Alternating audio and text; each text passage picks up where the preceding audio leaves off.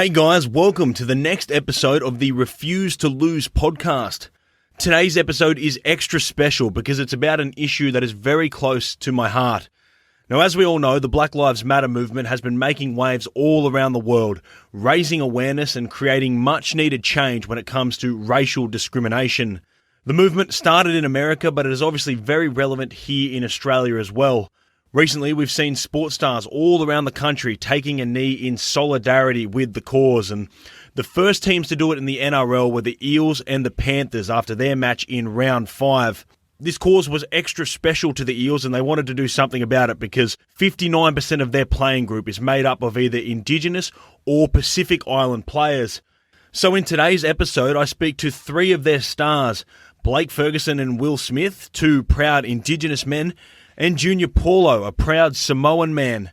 We spoke about the movement as well as their own experiences with racism, both while playing in the NRL and throughout their entire lives. Origin winger Blake Ferguson is up first, so I hope you enjoy our chat and you get something out of it.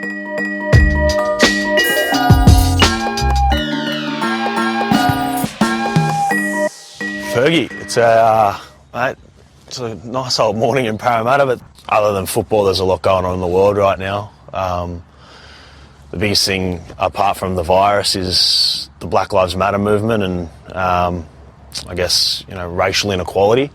Yeah. How do you, as an Aboriginal man, kind of look at the world and what's happening right now? No, I think everyone's trying to raise awareness, Obviously, we've got a couple of us here, me, Will, and Jay Field, so... we're obviously trying to stand tall for our brothers and sisters that are doing it tough, Obviously, we've got a platform where we can, raise awareness. Obviously, after the game against Penrith, we all took a knee and had a moment of silence for the 430-odd kids, brothers and sisters that have passed away in police custody. So, it's just raising awareness here and there where we can. Tell me about that knee, because people say you were a big part of it. How did it come about?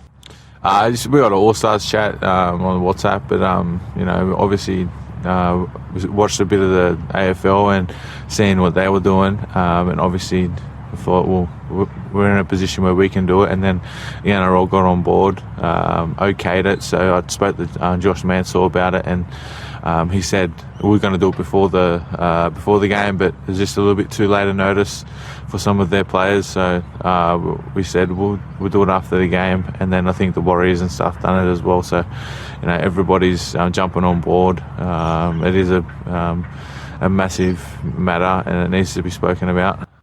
How amazing was it that people quickly jumped on board and really got behind the cause when you brought it up?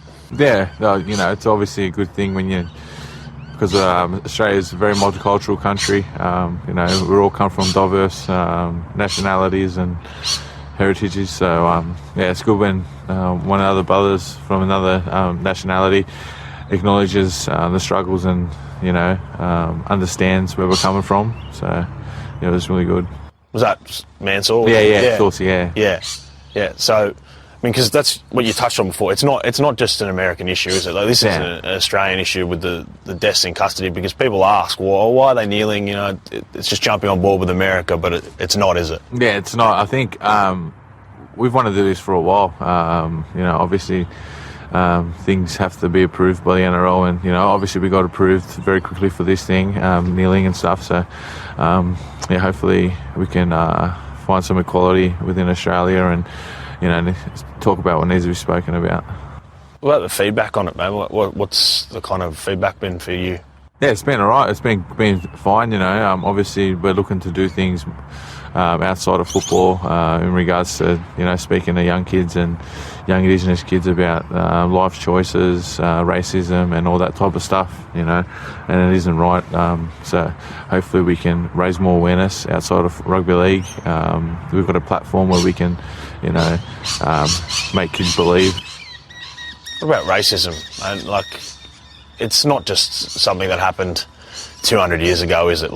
Even as a footballer, how do you encounter racism in your life? Oh, for me, I've got 2 young kids. They're half Italian, half Aboriginal kids. So for me, I try and focus more on, giving them knowledge about my heritage and also the Italian side of it as well. So there's a multicultural side to Australia right there, straight in front of my eyes. So I try and, whenever I get my kids, I try and teach them about their history and all that type of stuff. So Have you experienced? I mean, you're a high-profile NRL player, and we see guys like Latrell, the way sometimes that he's attacked on social media. Like, is that something you've had to experience? Oh yeah, I definitely get some racial stuff there, but I'm the type of person that sort of, I try and deal with it in a disclosed way. But obviously there was one there where I got hammered or something, and I let the club know, let the NRL know, and then they dealt with it, without me having to come out and talk about it. Because sometimes you just want to focus on rugby league, but now if it happened now, I think we'd have to call them out and have a chat about it, I think. So that's the thing. Like, how does it make you feel, man? Like, I know you want to keep it under wraps, but how does it make you feel personally when you see stuff like that? Nah, it's not good. Obviously, when I was growing up, I didn't really know too much about it. I just, obviously getting treated a little bit different was a bit. I thought it was normal, but now looking at it, I know that it was being racially unaccepted, I guess. And then now being an elite athlete and then being in a position that I am, you sort of you put two and two together, and you know that it's coming from a bad place. It's very hurtful, but hopefully we can get everyone together and speak about what needs to be spoken about, I guess. Is that fear element? You just said, like, you don't want to. Sometimes guys they don't want to come out because they're worried about the extra attention it might cause and might distract from the footy. It's a whole circus when you see guys call out racism out loud. Like, it's a difficult thing to do, isn't it? Oh, well, it's ramifications that come with it, and you got to deal with it yourself, your family do. So, like guys like Latrell and Foxy, who have been outspoken about racism for young kids, I really do appreciate it. It's a tough one to speak about, So hopefully we can all get on board with the Black Lives Matter stuff and create awareness in Australia and overseas as well, I guess. Is it something you're learning more now, like the older you get, to kind of not take that stuff to do something about it? Yeah, definitely. I'm looking forward to. I want to do some more studies, Aboriginal studies. So I'll get on to Dino about it, and then learn more about my culture and where I sit in history. So I'm looking forward to that side of it.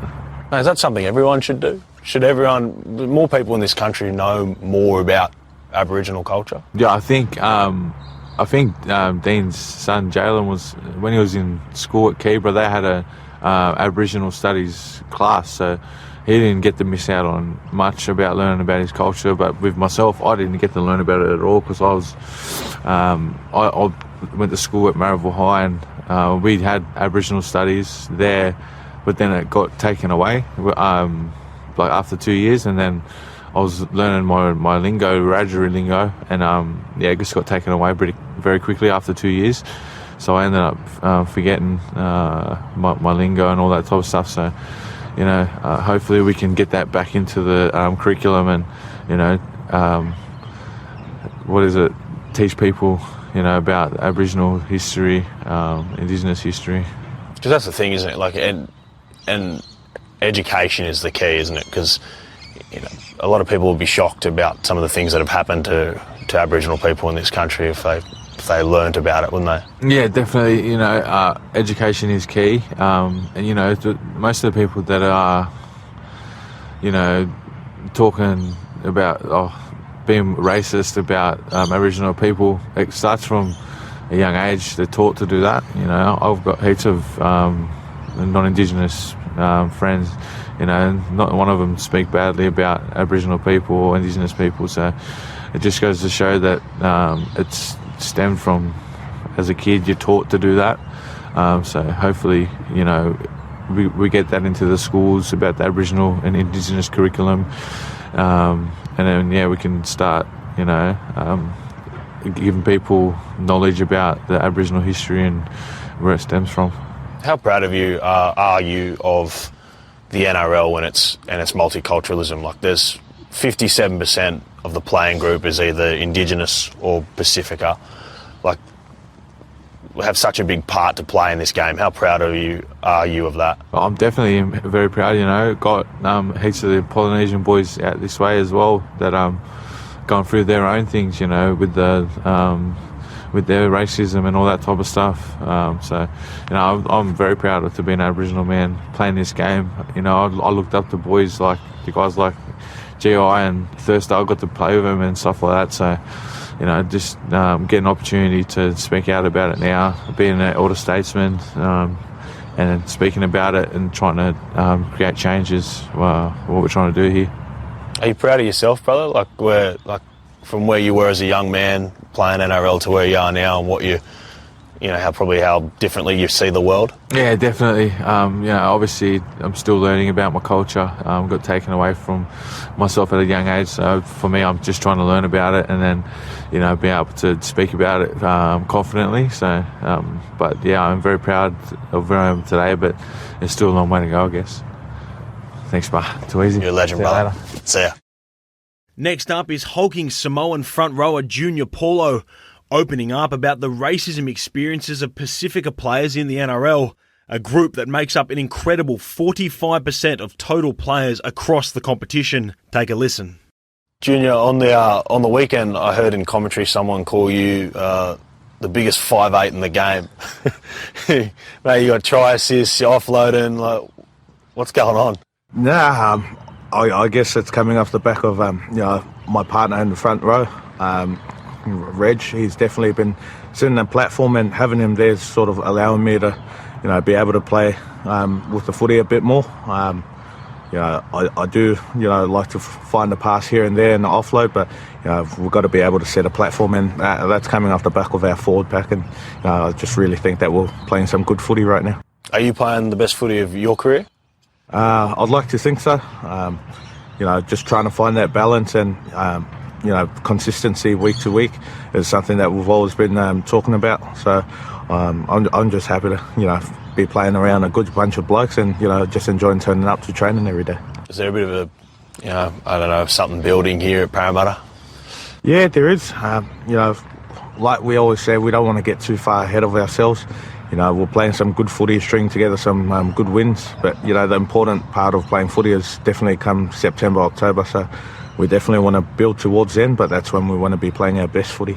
Mate, just on another note away from footy, but here at the Eels, man, you have such a strong Pacifica influence. So many of the guys are from a Polynesian background. How proud of you of that, and how good is it to be a part of that group? Yeah, just definitely something I'm proud of. Very cultural, diverse club. It's something that we've always been fond of, especially the areas that we've all grown up in. Western Sydney is definitely full of, cultural diversity.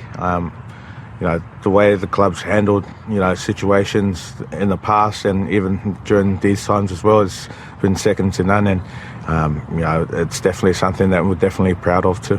Mate, I love the. It seems like the Islander boys. I've grown up around them all my life. You all have your own kind of language, and even the hyena laugh gets me when we get in the group, and it's a unique kind of bond, isn't it? Yeah, it is. It's definitely rubbing off on the boys, because I know Guffer loves to mix it up with us a bit, and he's certainly picking up on the lingo. So someone from the northern beaches definitely understands the lingo of all the boys around here. But like I said, we're just a proud cultural diverse club, so something we've always been fond of, and something that we definitely are proud of. Mate, so how does that make you feel? You said how culturally diverse the club is a couple of weeks ago when you all got together and were one of the first teams to take a knee in solidarity with the Black Lives Matter movement. How proud were you to see that and be a part of that? Yeah, definitely.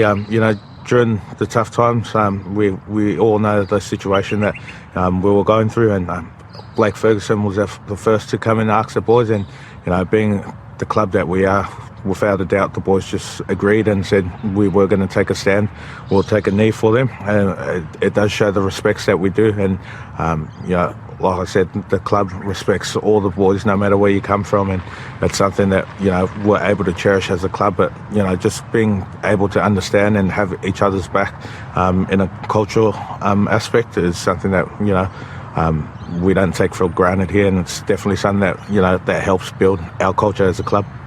You're one of the leader of the Pacifica boys here, and someone at the club told me recently about an incident with one of the other boys, and it was someone said something to him racial on Facebook, and we won't go into what was said or anything like that, but how kind of much does these things concern you when you hear about things like that players are being kind of racially targeted on social media?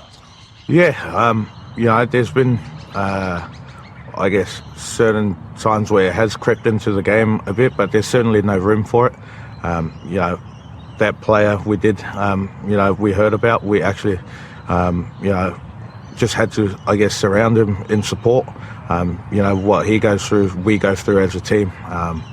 It's definitely, no room for it within our game, especially how cultural our game is as well.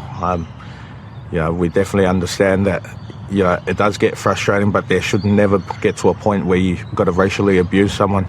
It's probably one of the lower acts you can do. Everyone has their own opinion, but I guess you don't always have to voice your opinions. So it's definitely, it was hard for him, but, we just had to, I guess, get around him and support him, and we managed to do that. I guess one of the tougher things, I think, for him would be his family as well. Like, it's not just you footballers that you guys are used to criticism, and racism's never okay, but for people's families to maybe be exposed to this stuff and see that, that's a whole other issue, isn't it? Yeah, definitely. Insight on, players' lives, definitely, it takes an impact on their family. And, it's not only just the player, that's getting racially slurred or abused.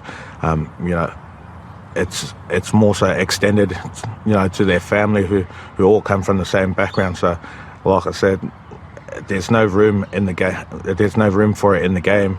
But in saying that, you got to understand that players' mental welfare is probably the more important side of things, and how it does affect them. So being able just to, I guess, mentally get yourself up for that next game while you're still sort of, pondering on what's happened in the past is something that, it's definitely a tough situation for the boys to overcome. But, with the right support, I think we'll get in the right direction. You talk about support.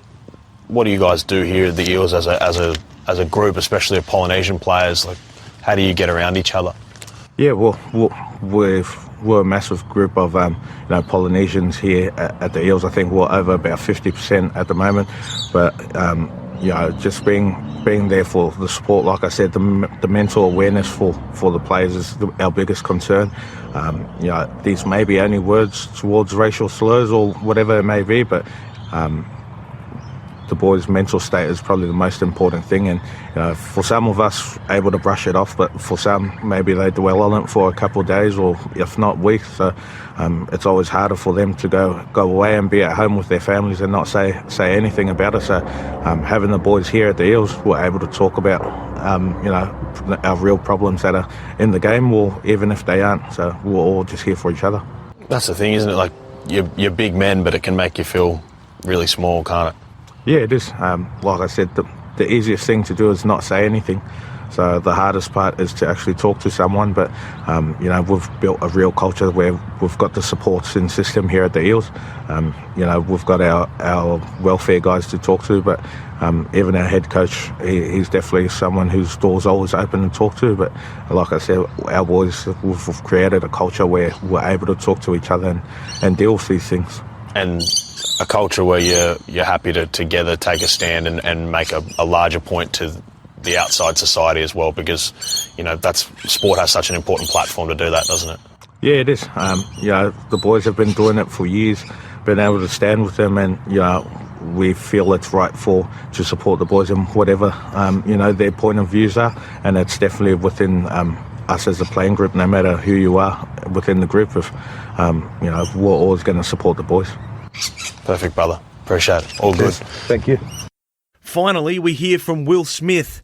He is another Indigenous member of the Eels squad, and the man also tasked with designing the team's jersey for the upcoming 2020 Indigenous round in the NRL. Enjoy my chat with him. Obviously, what's happening in the world at the moment, the Black Lives Matter movement is huge at the moment of what's happening. How does it make you feel as a proud Aboriginal man to see it? It's sad that it has to happen, but I'm very proud to see everyone standing up and fighting for what they believe in. And obviously it's very makes you very happy to see non-Indigenous people as well, or non-African American people standing beside those people to help them. It's because it's not. People seem to think it's just an American issue at times, but it's an issue here, isn't it? But yes, racism. It's gone on for hundreds of years here in Australia. Something big like that's happening in America. It's a bit sickening to think about any sort of racism, really. And it still happens. I'm sure there's guys here at the club and players that are still experiencing this, aren't they, on a weekly basis almost sometimes. Yeah, I'm sure that there would be some of the boys, maybe Fergo or something like that, but you obviously see someone like Latrell cop that sort of stuff all the time on social media for things that he stands up for. It's just sad to see that people like Latrell and that have to go through that. How does that make you feel? Angry. You see these fans that want to take a photo of Latrell or something like that after a game, and they can write stuff like that on social media. Just being a proud Indigenous man, it just makes you very angry and just sad about it all. How does that, sit with you when, these guys are fans of the NRL? It's something like 57% of players in the NRL are either Indigenous or Pacifica heritage. How can you love the NRL but say things like that? Yeah, I don't know. I'm dumbfounded by it, eh? I don't really know what to say about that, eh? What about it? Just here, the Eels people were telling me that you guys have 59% either Indigenous or Pacifica.